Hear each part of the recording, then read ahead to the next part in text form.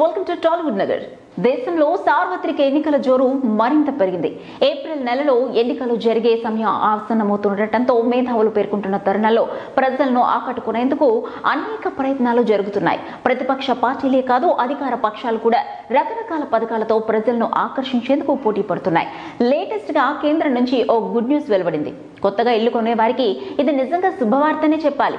నిర్మాణంలో ఉన్న ఇళ్లపై జీఎస్టీని తగ్గిస్తూ కేంద్రం నిర్ణయం తీసుకుంది. ఇప్పటి వరకు కొత్తగా కడుతున్న ఇళ్లను కొనేవారు 12% జీఎస్టీ చెల్లించాల్సి వచ్చేది. అయితే ఇకపై ఆ జీఎస్టీని 5% తగ్గించారు.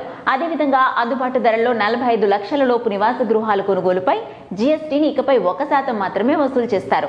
ఇప్పటి వరకు అది 8%గా ఉండేది. తగ్గించిన జీఎస్టీ రేట్లు ఏప్రిల్ 1 నుంచి దేశవ్యాప్తంగా అమల్లోకి వస్తాయని దేశ ఆర్థిక మంత్రి అరుణ్ జైట్లీ తెలిపారు.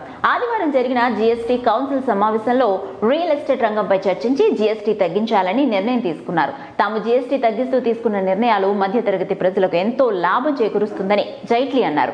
అంతేకాదు, సగటు పౌరుడి సొంతింటి కలను నెరవేర్చేందుకు ఈ నిర్ణయాలు ఎంతో ఉపయోగపడతాయని ఆర్థిక నిపుణులు భావిస్తున్నారు.